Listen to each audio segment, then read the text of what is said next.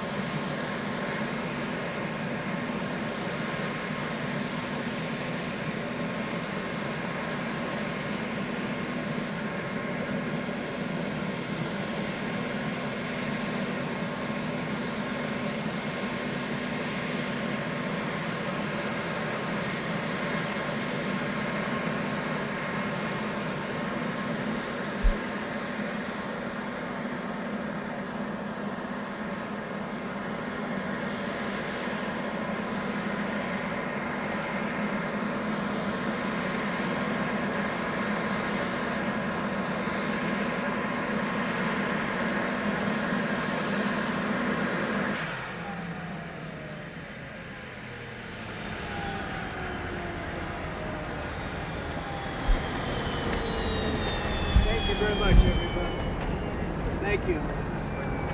Going to go down as one of the great prime ministers you watch. Thank you.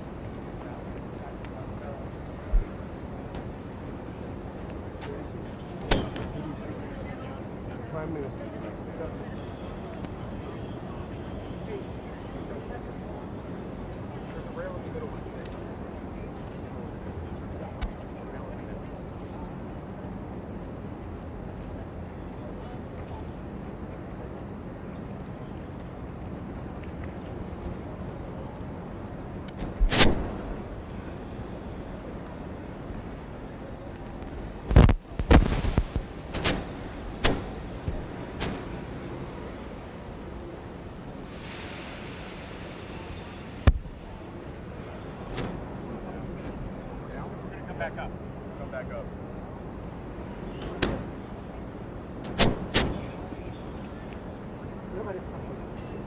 Stand clear of H2. H2 is going down the head wing. Run H2, run H2.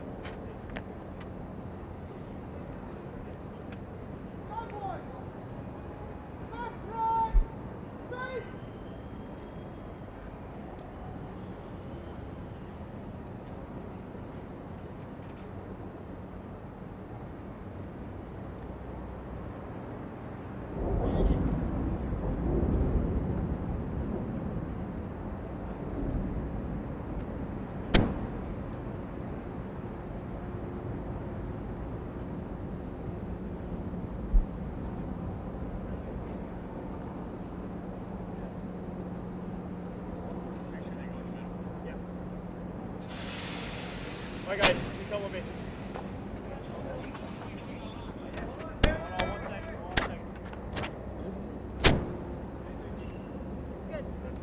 Alright, we're good. Oh boy. I'm really scared. File in the middle, please.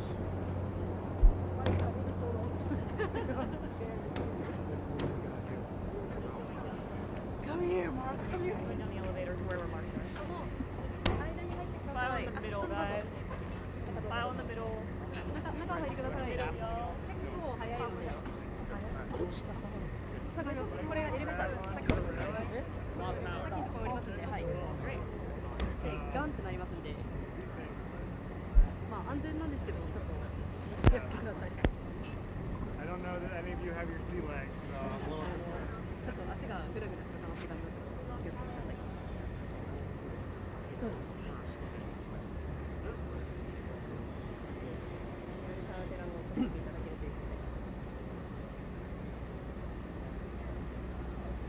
We get power, sir. You want us to pull off?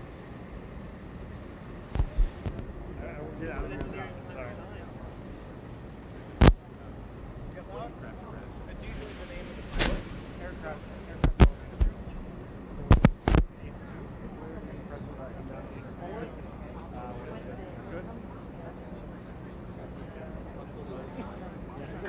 Stand clear of elevator number 2. Elevator number 2 is going down to the base. Now one clear. Run H2, run H2.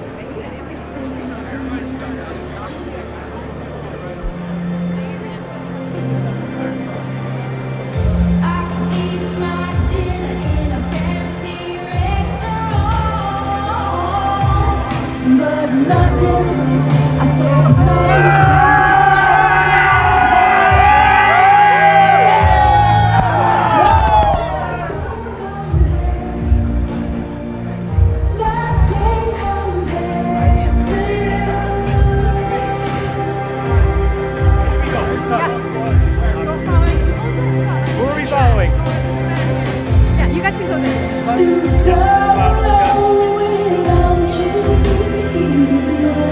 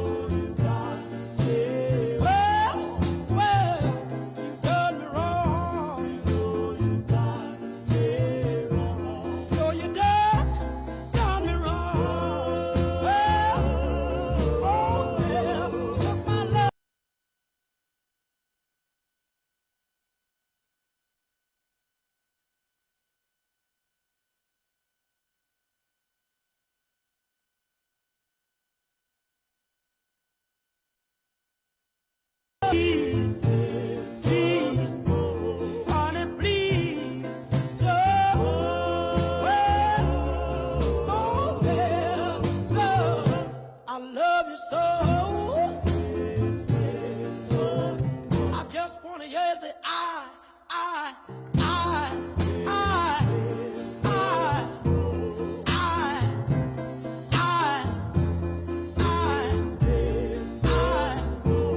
Honey, please don't. Oh yeah, I love you so. Baby, take my hand. I wanna be your lover man. Oh yeah, good God Almighty. Honey, please don't. Oh yeah, I love you so. Please don't go. Please don't go. Honey, please don't go. 'Cause I love you so. Please, please.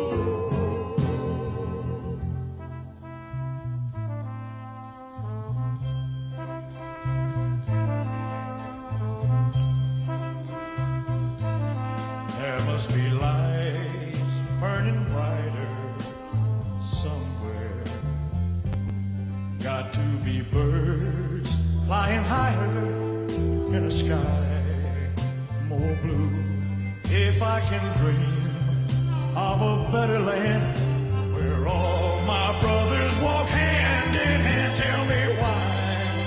Oh, why can't my dream come true? Oh, why?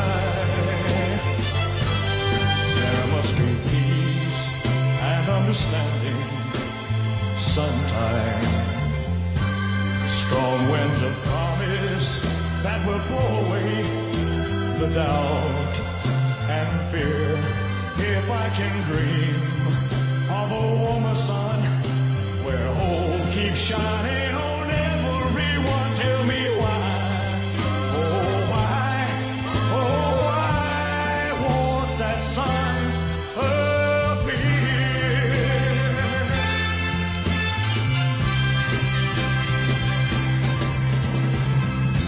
We're lost in a cloud with too much rain. We're trapped in a world that's troubled with pain. But as long as a man has the strength to dream, he can redeem his soul and fly.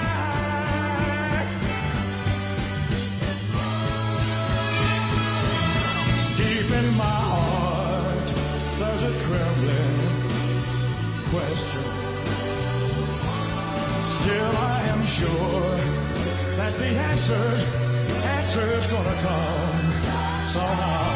Out there in the dark, there's a beckoning candle, yeah. And while I can think, while I can talk, while I can stand, while I can walk, while I can dream, oh, please let my dream come true.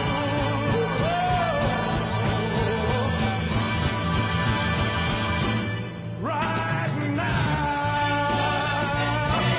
let it come true right now. Oh, yeah.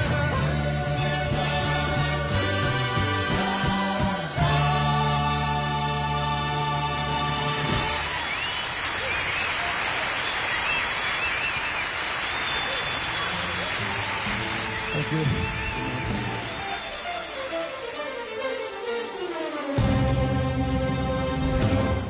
This is a man's world.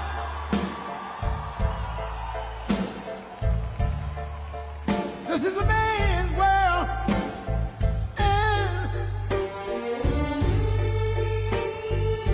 But it would be nothing, nothing, nothing about a woman or a girl.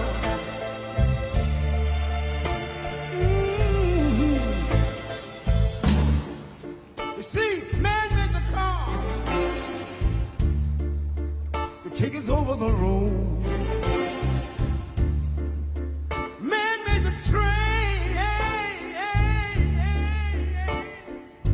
carry the heavy load. Man made the lights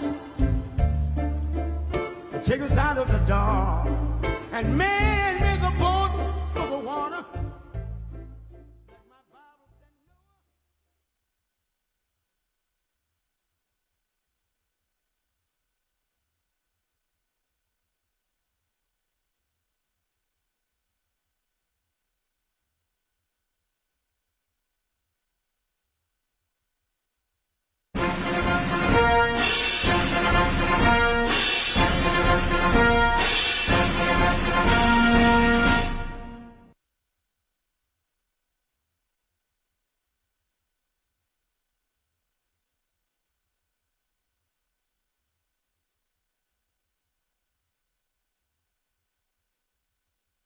Ladies and gentlemen, the President of the United States, Donald J. Trump.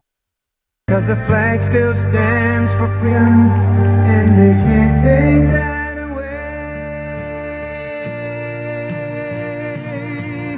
And I'm proud to be an American, where at least I know I'm free. And I won't forget the men who died, who gave that right to me. And I gladly stand up next to you and defend her still today. 'Cause there ain't no doubt I love this land. God bless the USA.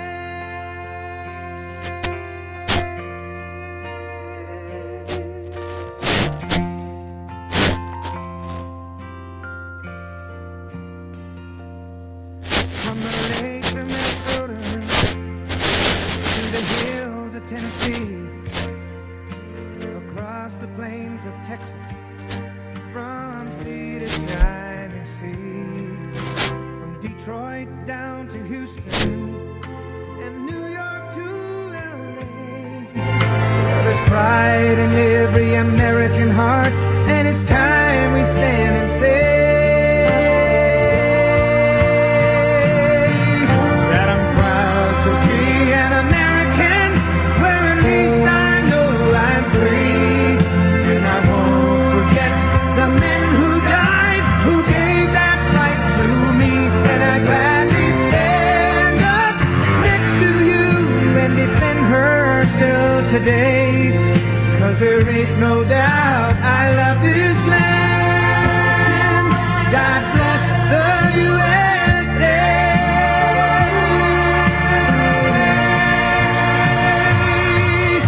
And I'm proud to be an American, where at least I know I'm free. And I won't forget the men who died, who gave that right to me. And I gladly stand. I love this land. God bless the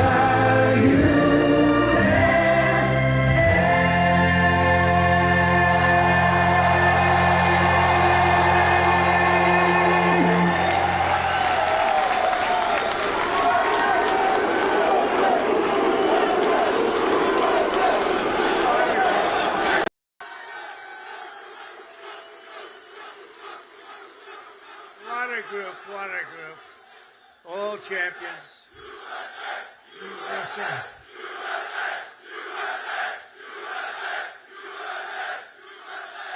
Well, thank you very much. A big hello. This is a special group of patriots, champions, winners. You are winners. Oh, I'd love to have your job. I'd love to have your job. And a very special hello to the greatest sailors anywhere on the seas, the incredible men and women of the United States Navy. Very special people. Thank you very much. It's a great honor. Great honor to be here. But I'm thrilled to be here among thousands of proud American patriots aboard the 100,000 tons. That's a lot of tonnage.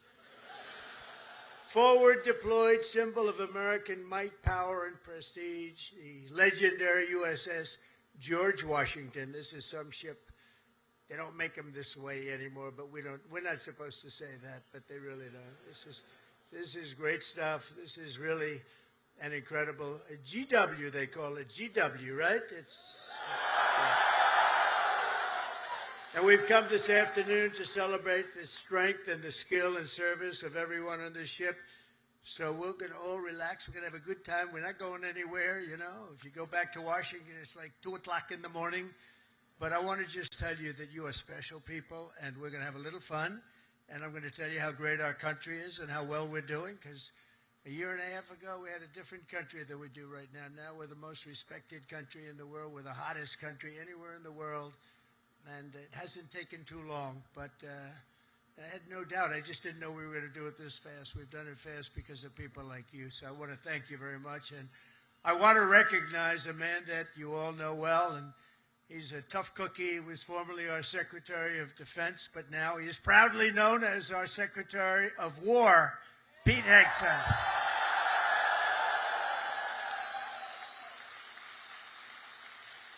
And, you know, I don't say this. He gave up a hell of a job. They were going to pay him millions of dollars. They didn't want him to leave. That crazy fox, they didn't want him to leave. But he wanted, you know, every time I'd go on that show, all he wanted to talk about is the military. And I said, you know, if I ever do this, I'm going to bring this guy along with me. He knew more about it than anybody. He didn't want to be doing the other stuff. And he had a chance. He could have made so much money he wouldn't have known. He didn't want that. This is what you wanted, Pete. He's so happy now. Those drug ships aren't coming in anymore. We can't find a ship. There's no ships coming in with drugs, you know. It's like he's been incredible. So thank you very much, Pete. You gave up a lot. We appreciate it. Thank you. And unlike past administrations, we will not be politically correct. You don't mind that, do you?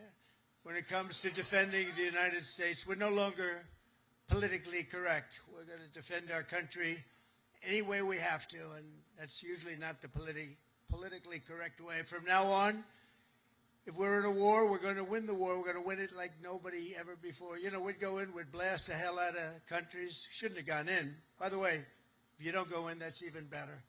We don't have to go in peace through strength. But, you know, we'd go in, we'd win, and then we'd leave.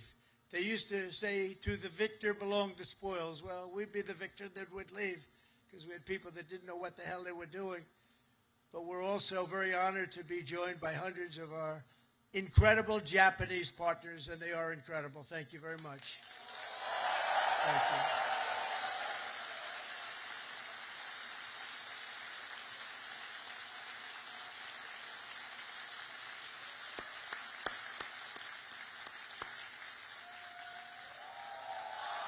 This woman,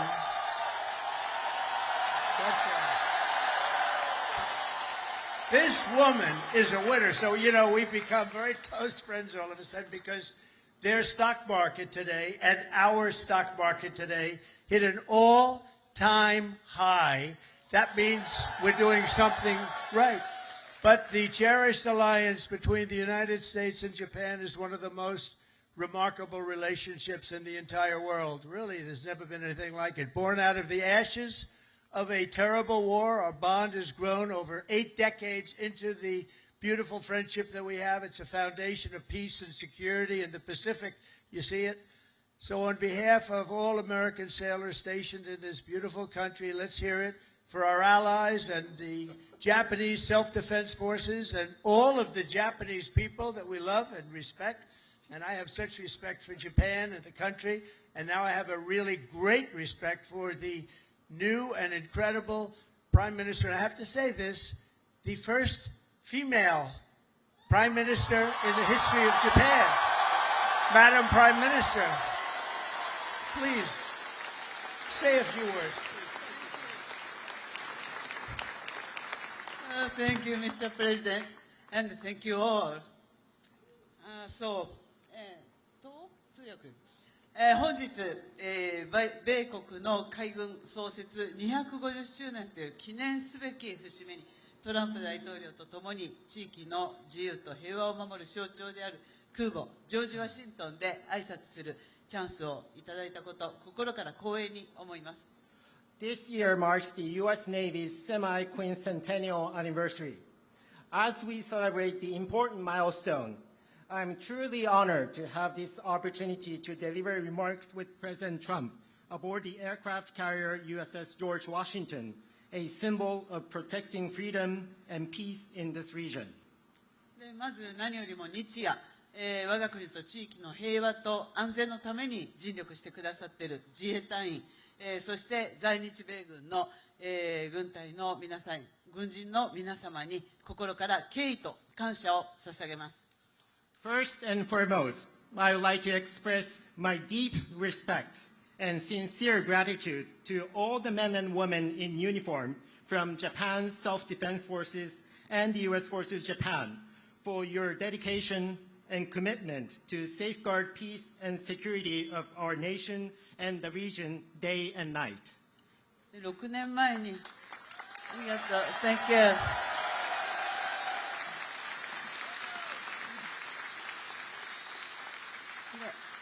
6年前、この横須賀の地で、トランプ大統領と、亡くなった安倍晋三、総理が、日米が共に手を取り合って、この地域の平和と安全を確保していくという決意を示しました。6 years ago, at this same place here in Yokosuka City, the late Prime Minister Shinzo Abe and President Trump stood side by side and demonstrated their resolve that Japan and the United States would join hands to ensure peace and security in this region. 今ここに再び日米の最高指揮官が並び立ったこの機会に、私はその決意を引き継ぎ、インド太平洋を自由で開かれたものとし、そして地域の平和と繁栄の礎とする決意を新たにしました。Now, as the two commanders-in-chief of Japan and the United States stand together once again, I have renewed my determination to carry forward that resolve and to make the Indo-Pacific free and open so that it will serve as the foundation of peace and prosperity for the entire region. 今、我々はかつてないほど厳しい安全保障環境に直面しています。平和は言葉だけではなく、確固たる決意と行動によってこそ守られます。Now, we are facing an unprecedented severe security environment. Peace cannot be preserved by words alone. It can be protected only when there is an unwavering determination and action. あちらに見える最上とマヤを含む自衛官とこのジョージ・ワシントンは数多くの訓練を重ねてきました。でまた横須賀にいる多くの、補給整備に携わっている、日米関係者の皆様、そして地域社会との絆が、米国海軍の活動を長年にわたって支えてきました。こうした幾層にもわたる日米の協力が日米の抑止力、対処力を確かなものとしております。From where we stand, we can see maritime self-defense forces Mogami and Maya, vessels of Japan's maritime self-defense force, and USS George Washington have conducted numerous joint exercises. Just as importantly, there are so many Japanese and American personnel working for logistics and maintenance here in Yokosuka. And there's also a strong sense of bond with the local community here. Those are what have been supporting the activities of U.S. Navy over the years. There's no doubt that such multi-layered Japan-U.S. cooperation is what makes it possible for us to ensure the credibility of our two nations' deterrence and response capabilities. 私は決意しています。今後、日本の防衛力を抜本的に強化して、この地域の平和と安定により一層積極的に貢献していきます。So let me reiterate my unwavering determination here. Japan is committed to fundamentally reinforce its defense capabilities and Japan is ready to contribute even more proactively to peace and stability of the region. そのことにより、トランプ大統領とともに世界で最も偉大な同盟になった日米同盟をさらなる高みに引き上げてまいります。Through these efforts, together with President Trump, I am determined to elevate the Japan-US alliance, which has already become the greatest alliance in the world, to even greater heights. 日米は共に歩を掲げ、自由で開かれた海を進みます。この横須賀から紡がれるコードは、日米の絆を輝く未来へと導くことを確信しています。Japan and the United States will advance together with our sails raised high across a free and open sea. And I am very confident that the sea route from Yokosuka will make our bond even stronger and stronger and bring our two nations on the path to a shining future. Thank you.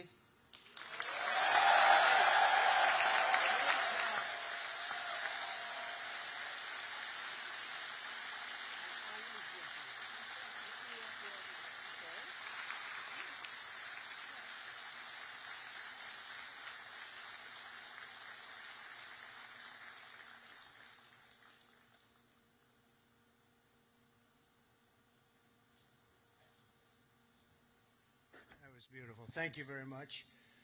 And we will have a long, good relationship, and we'll have fun doing it. You know, you have to have fun, although sometimes it's never fun. She's tough to negotiate with, I want to tell you.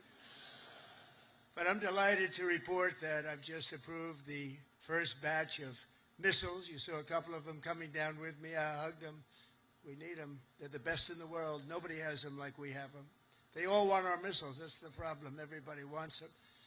But it's the first batch of missiles to be delivered to the Japanese self-defense forces for Japan's F-35s, and they're coming this week, so they're ahead of schedule. So I just want to tell Madam Prime Minister, they've been waiting for those missiles, and we got them here right away as soon as I heard about it. I want to thank former Senator, a great gentleman, by the way. He was so popular, but I took him out, and I made him Secretary of State. I think he was born for it. Marco Rubio, thank you very much, Marco. Where are you, Marco? Great job.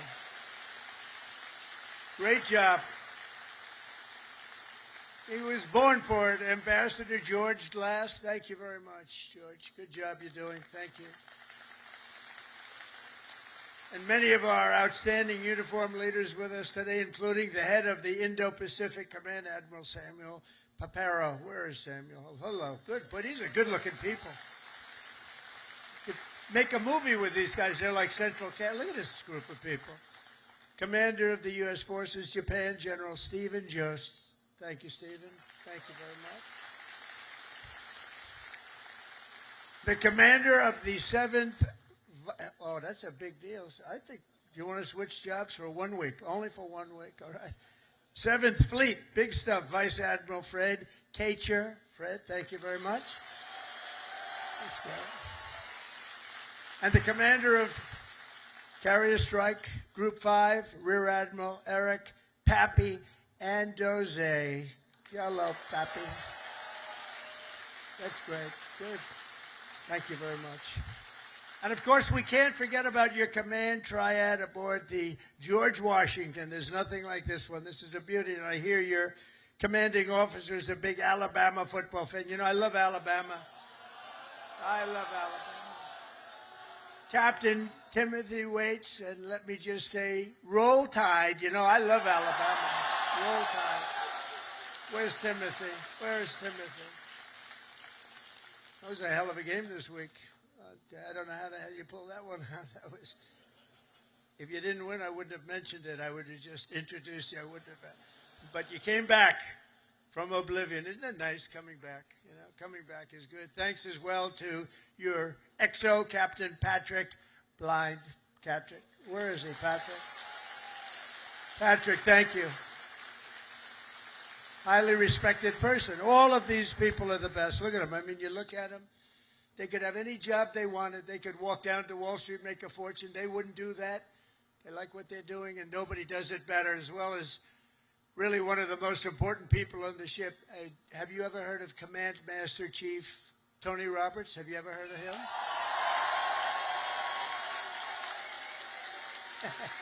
Wherever you are, where's Tony? Thank you, Tony. He's a popular guy. And as many of you know, this month we're celebrating a truly momentous anniversary. 250 years of courage and pride, honor and victory by the United States Navy. 250 years. Can you imagine?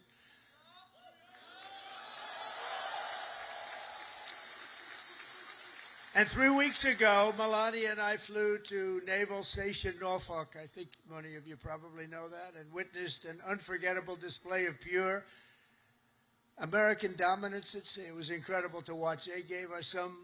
Then I said, slow it down, costs a lot of money. Let's save it. You know, let's relax a little bit.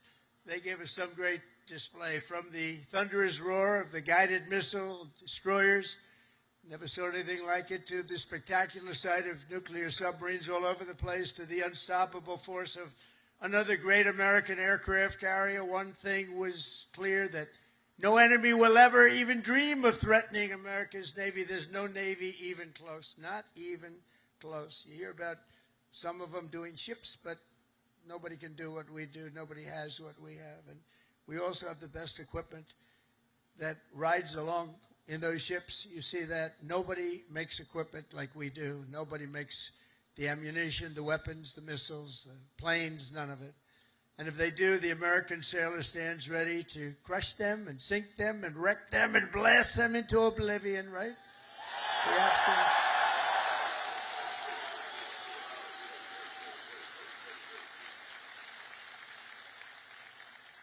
And that's a terrible statement for me to make. That's the end of it, because everybody said that I should immediately get the Nobel Peace Award. With that statement, that takes me out of the running, but that's the way. That's the way it is. The United States is blessed with the strongest and most powerful military in the history of the world. There's no military like our military, not even close. Nobody has our weapons, and it'll be stronger and more powerful than ever before very soon. You know, we just approved the biggest budget in the history, over $1 trillion. Over $1 trillion. We have the best ships, the best airplanes, the best submarines, the best technology.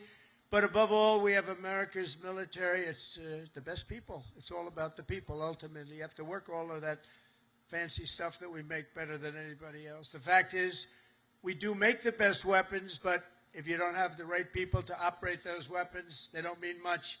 Despite that, as Commander-in-Chief, I never forget that our ultimate strength does not come from equipment.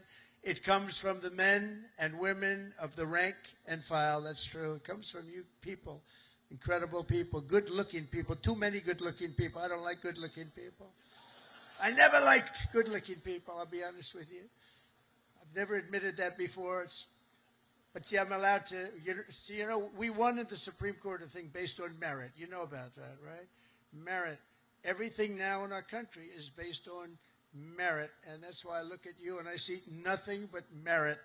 It's great to have a country back where we can go by merit now. We don't go by anything else except for talent and work and hard work, and it's such a big win. That was such one of the most important wins, and the will, patriotism, and spirit in your hearts is our single greatest weapon. The strength that you have is unbelievable. That's why, as we make a record investment in our military, we've never spent so much, and we've never spent it more wisely, because now we watch it. We spend it properly. I'm also supporting an across-the-board pay raise for every sailor and service member in the United States Armed Forces.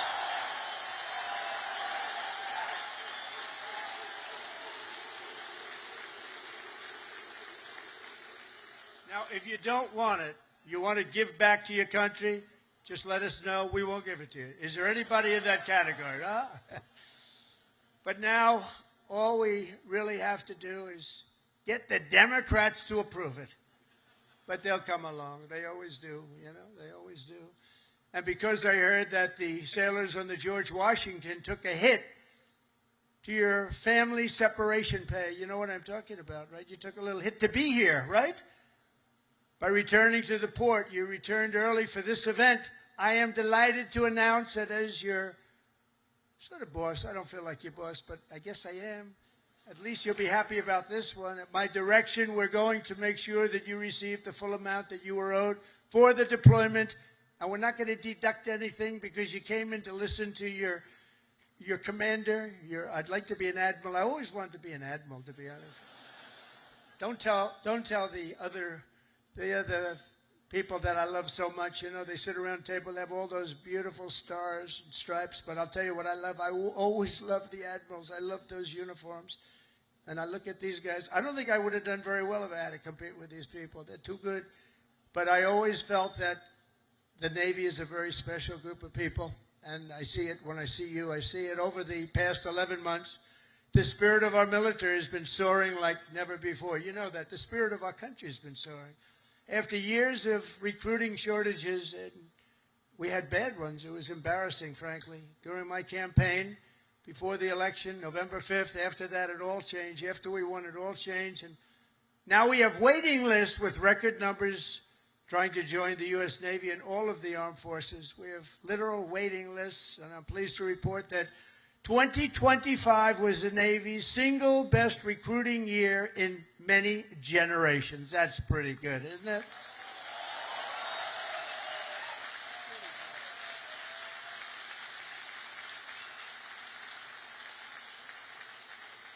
But, you know, think of it. It seems like I've been up here so long, and it seems like I've been doing this for a long time and a half. We had a great first term, but nothing like what's happening now.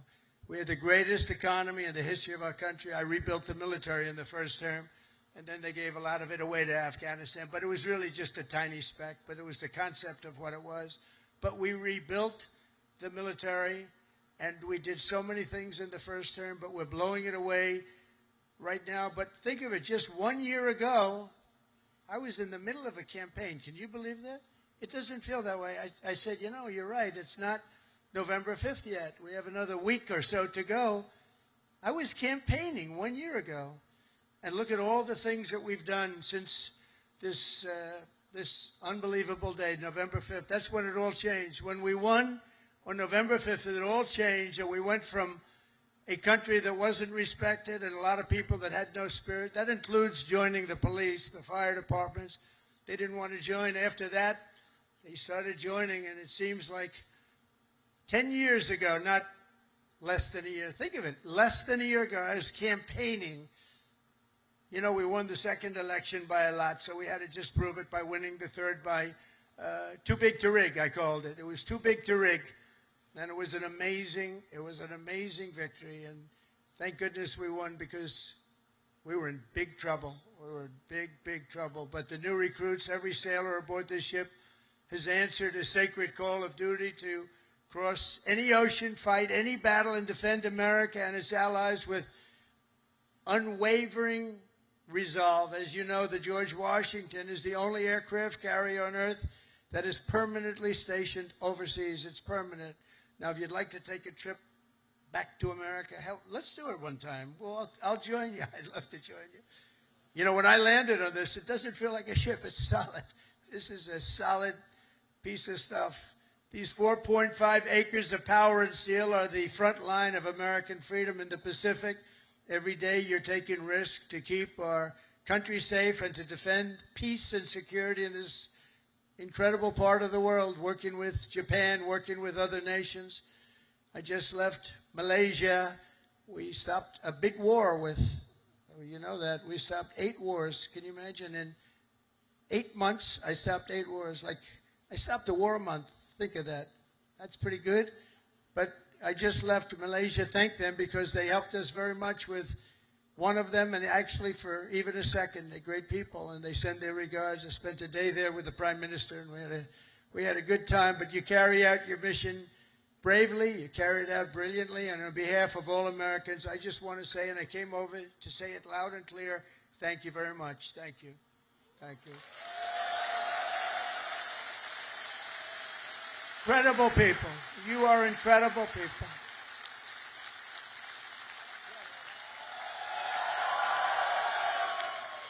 They actually have the best location.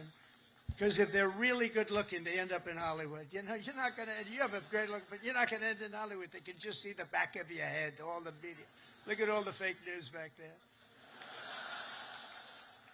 But 2 years ago, Naval Air Crewman Third Class James McCall was just a few months into his first fleet tour with the Golden Falcons helicopter squadron when he and his crew were called on a search and rescue mission to find 3 missing Navy divers. Incredible, brave guys, the divers. But they were stranded at sea and right off the Japanese coast. They were exhausted and assuming they were going to die. They assumed they were going to die. But with unbelievable focus and skill, crewman McCall was able to find and help rescue all 3 divers in the water below, saving his fellow sailors. And James is with us today as a shipmate on this carrier. Crewman McCall, thank you very much for your incredible bravery, and we salute you. Where is James? Where are you, James? Whoa. Come up, James. Get up here, James. Come up here. Look at this guy. He's a good-looking guy. Get out of here, James. I don't want you up here. No, come here, James. Nice to meet you. You want to say something? Come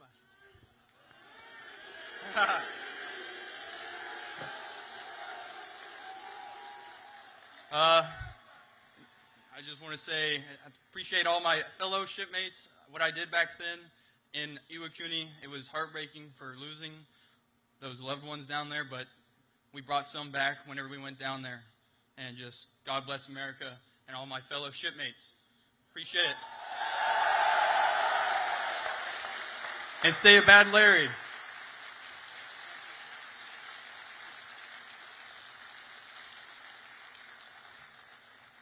I was wondering, maybe he almost stayed up. He could have been up here for a while. You did that very well. He's going to be running for office next week. You watch.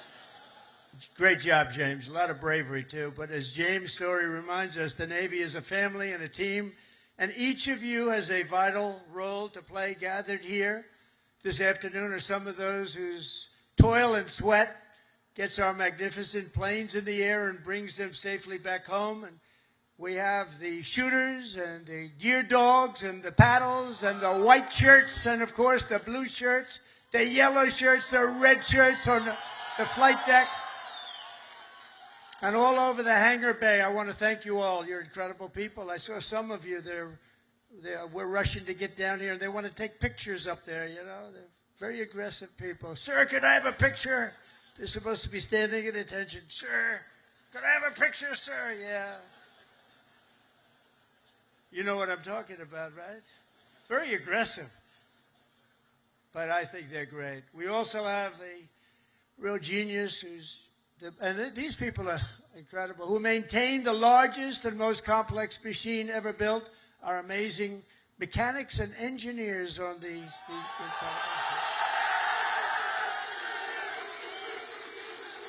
And I asked your captain, you know, I'm building aircraft, I'm building a lot of things, but I said, Captain, you got to tell me something. I know a lot about these ships. I know a lot about these things building. I want to know catapults. Which is better, the electric or the steam? Okay, ready? You guys, that's what you do, right? This is so much better. You know, they go out, hire a consultant for millions of dollars that was never on an aircraft carrier before. So they switched to electric. I disagree with it, but it's all right. Let me ask you. We're going to go steam first and then electric. Catapults. Which is better? Electric or steam? I'm going to put it in order. Seriously. They're spending billions of dollars to build stupid electric. And the problem, when it breaks, you have to send up to MIT, get the most brilliant people in the world, fly them out. It's ridiculous. The steam, they said they can fix it with a hammer and a blowtorch. And it works just as well, if not better. And I love the sight of that beautiful steam pouring off that deck with the electric. You don't have that.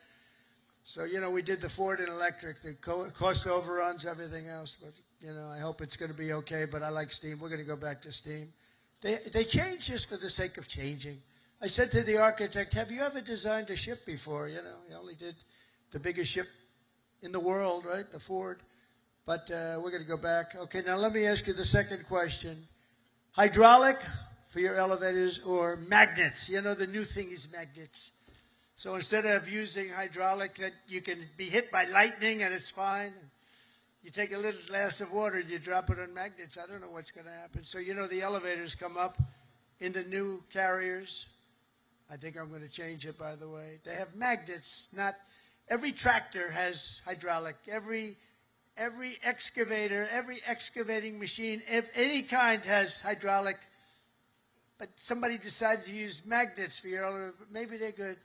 Which is better, hydraulic or magnets? What the hell is wrong with these people?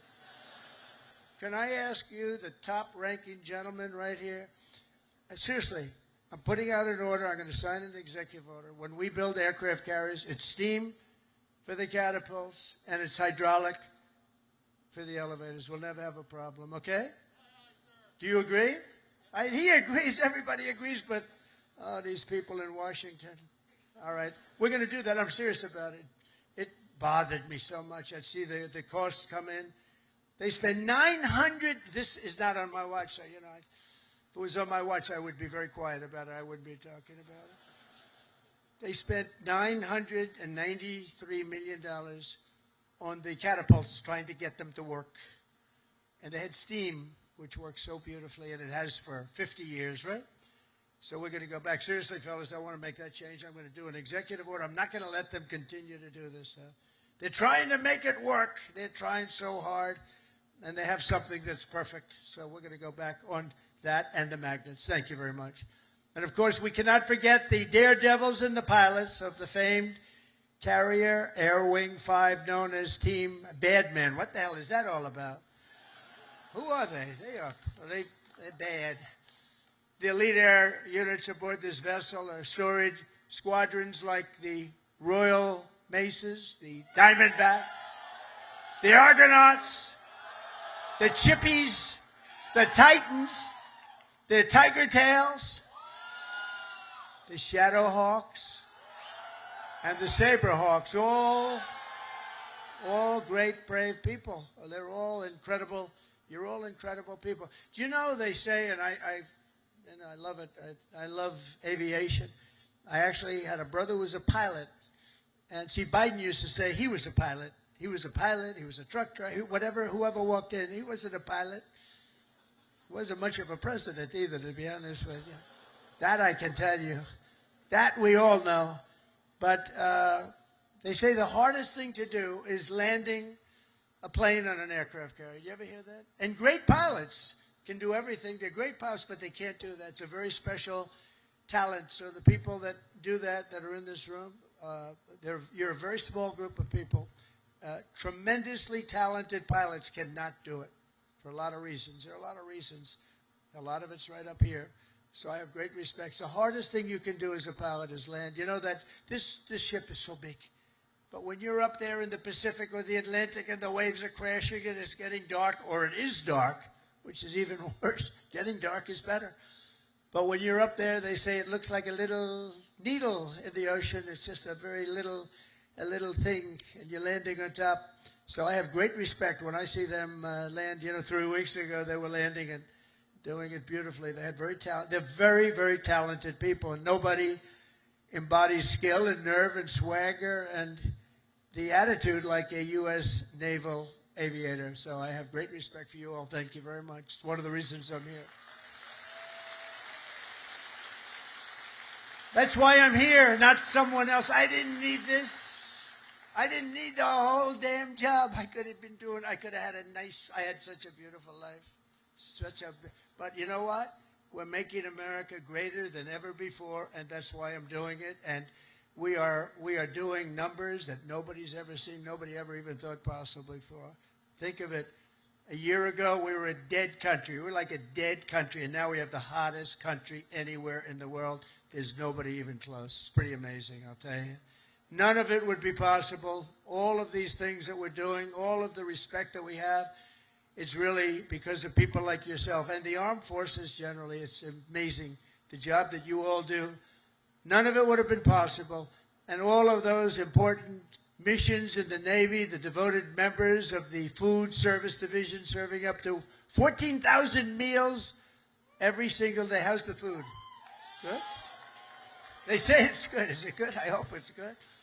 It's probably my kind of food. I like that kind of food.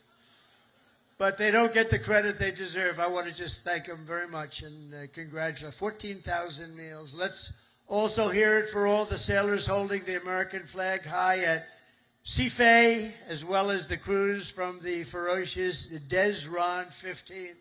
Desron 15.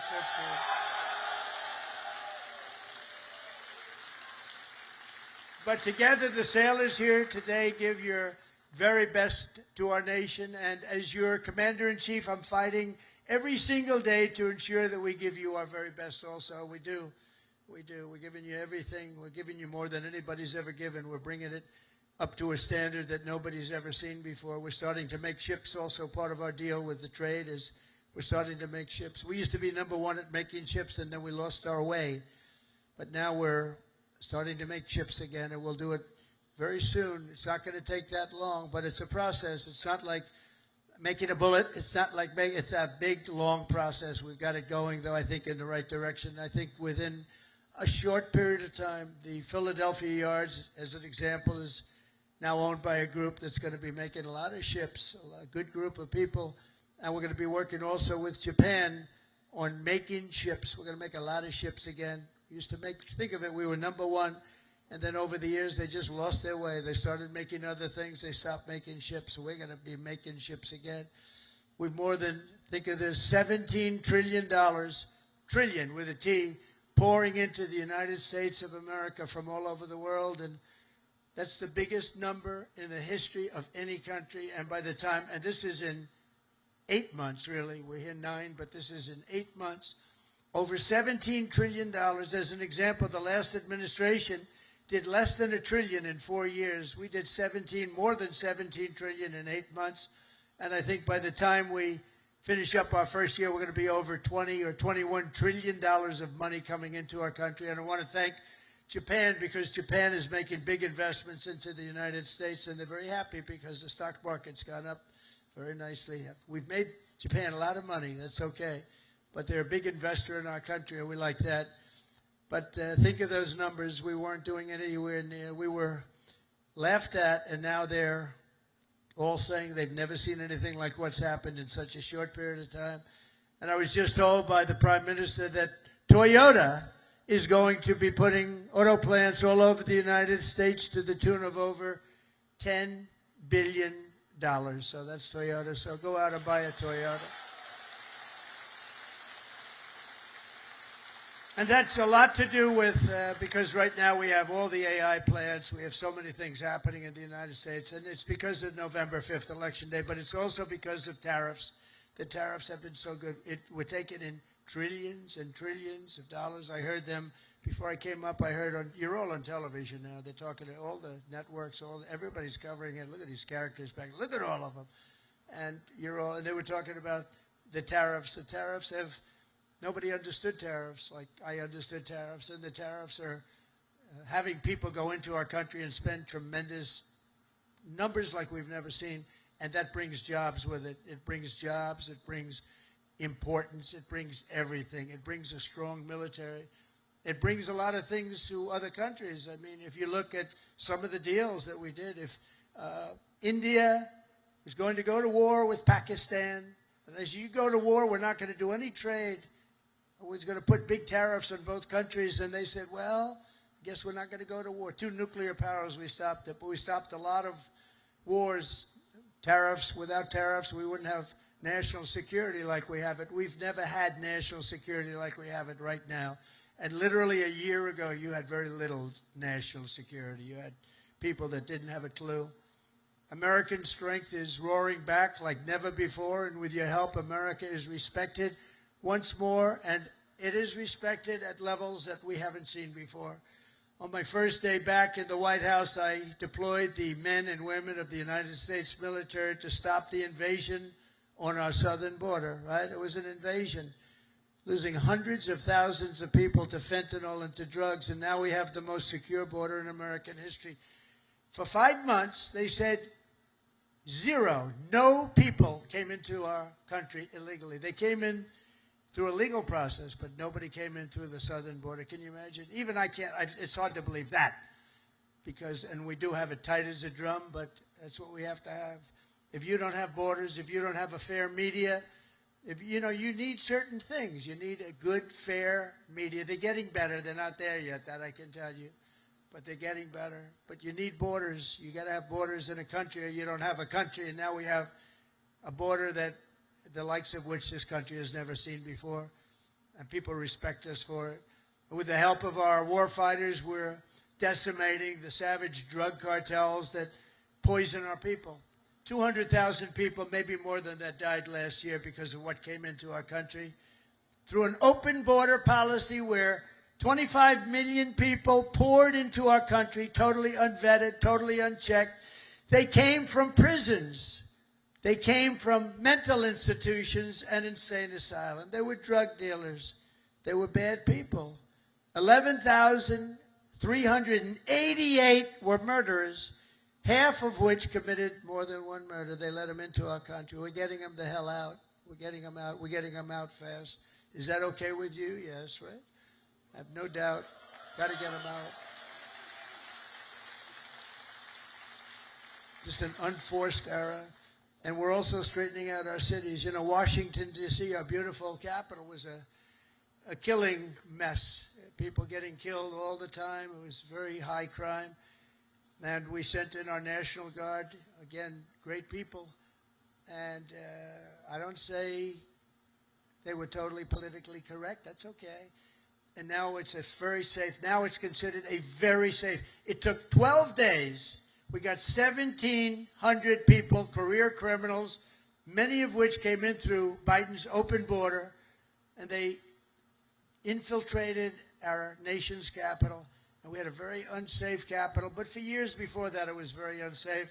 Now it's as safe as there is anywhere in the country. You can have your daughter, your girlfriend, your wife, your boyfriend walk right in through the middle. Nobody's going to touch them. The crime is down to almost nothing. It's a whole different ballgame. It took literally 12 days, but let's give us a month to do it really. We had it drum tight, and it's a beautiful thing. And our people in the service, and people don't care. If we send in our military, if we send in our National Guard, if we send in Space Command, they don't care who the hell it is. They just want to be safe. And we have safe cities now. We're starting in Memphis. And Memphis was a disaster. It's been there. They've been there for 2 weeks, and it's a whole different series. Crime is less than half, and within a month it'll be gone. Getting rid of all the bad ones. And we're going to go into Chicago. We're going to go into our cities. We're going to clean them out. We're going to straighten them out. And we're going to have safe cities because you want to protect safe cities. We're going to have beautiful, safe cities, and it's happening very quickly and very easily, actually. It's easy for us. It's hard for them. And we have to have a little more help. It doesn't matter, really. We can do as we want to do, but it would be nice to have more help from some of the Democrat governors that don't mind. In Chicago, 2 weeks ago, 4 people murdered, 11 people shot. This weekend, it was like terrible, much worse than that. And then we have a governor that stands up and says, oh, it's wonderful. It's not wonderful. And what we're doing is we're going to make it totally safe. It'll be very safe very soon. And we're doing that with all of our cities that are troubled. We have cities that are troubled. We can't have cities that are troubled. And we're sending in our National Guard. And if we need more than the National Guard, we'll send more than the National Guard because we're going to have safe cities. We're not going to have people killed in our cities. And whether people like that or not, that's what we're doing. And you've been watching what our missiles do to boats and ships and submarines. How about the submarine? They said, no, that was just fishing. The radical left Democrats said, well, it was a submarine, but they were just fishing.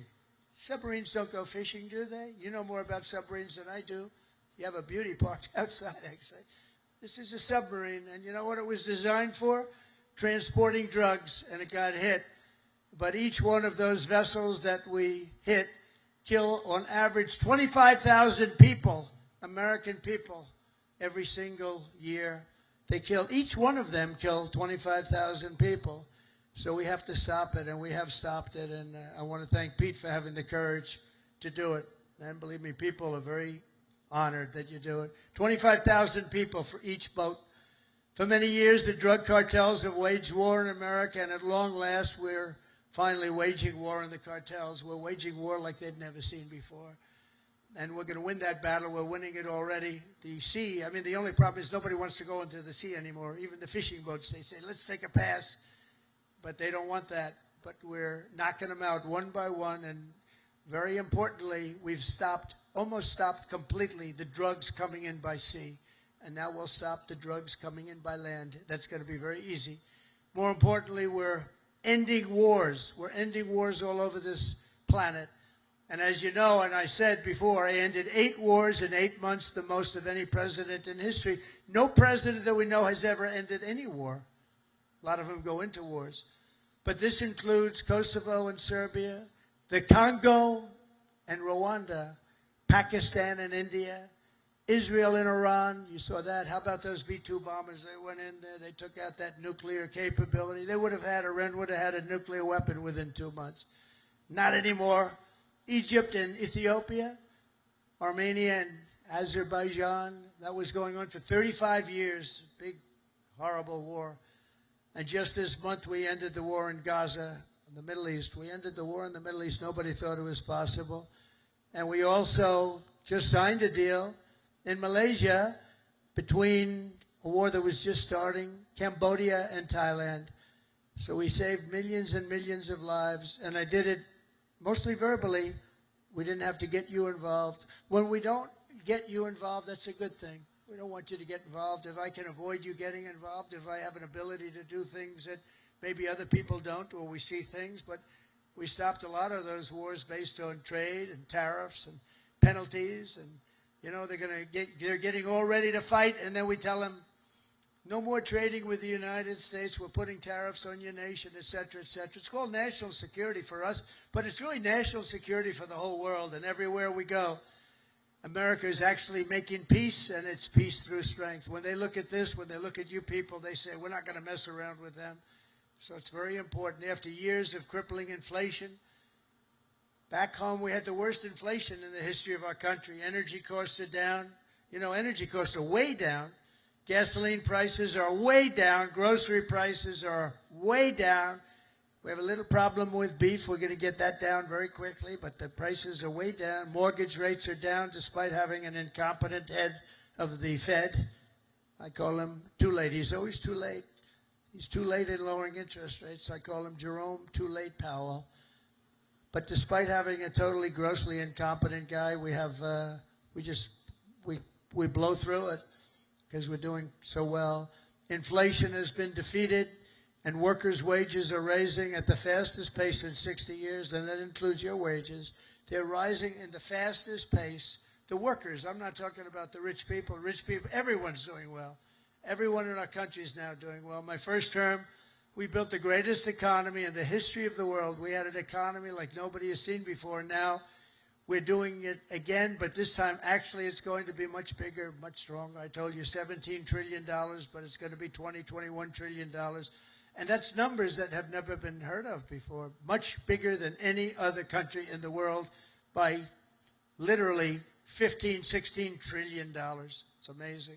The sailors in this ship sacrificed so much for our country, and the president, and I will tell you, the president standing right up here loves you. I respect you and I love you.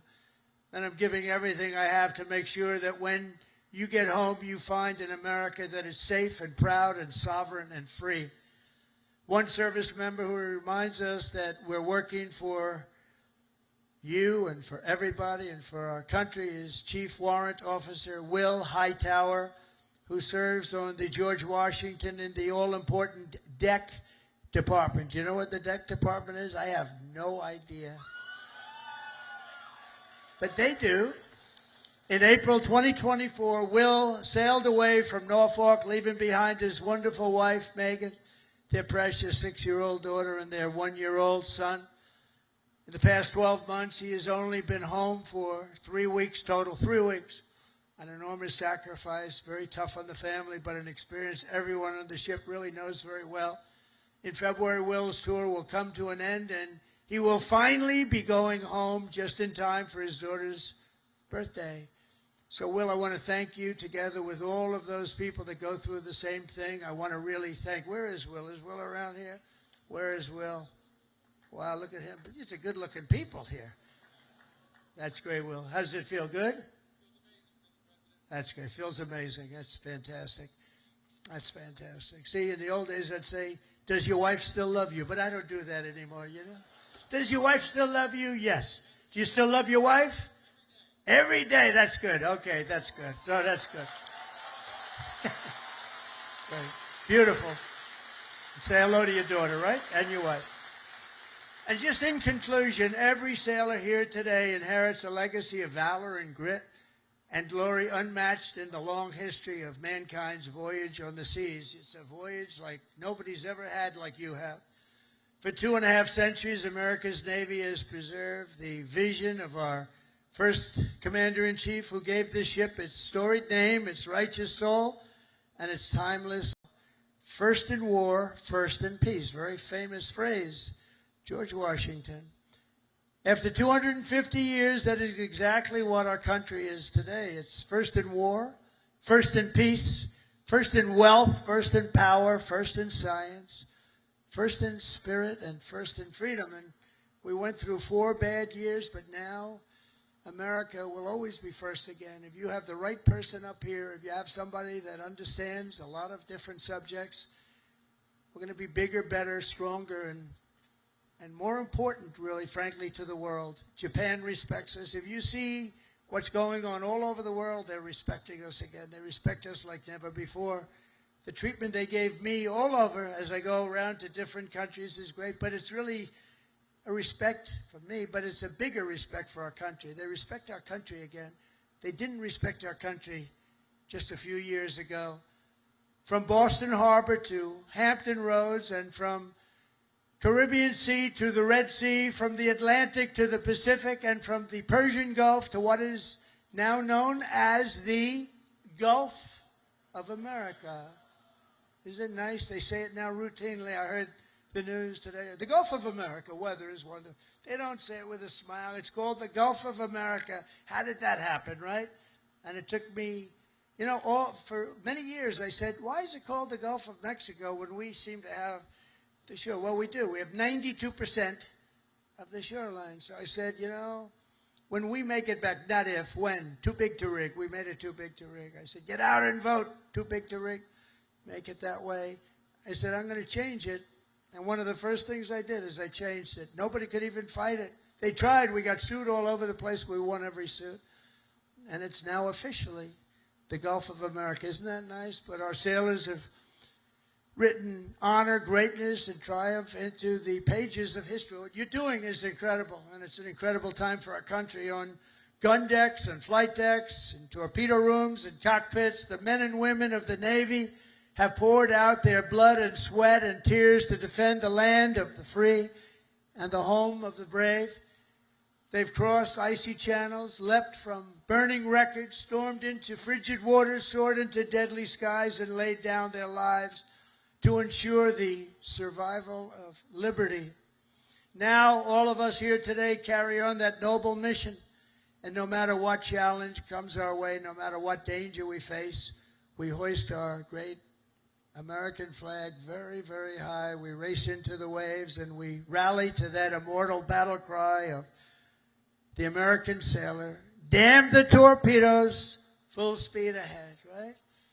Together with our incredible Japanese allies and all of our allies all over the world, we stand strong, we stand proud, we will stand taller than we've ever stood before, and we will be freer and braver and more brilliant than ever before. And we will fight, fight, fight, and we will win, win, win. And I want to thank everybody at the USS George Washington and the U.S. Forces Japan. God bless our military. God bless Japan. God bless the United States of America. And God bless our Navy. Thank you, everybody. Thank you. Thank you very much.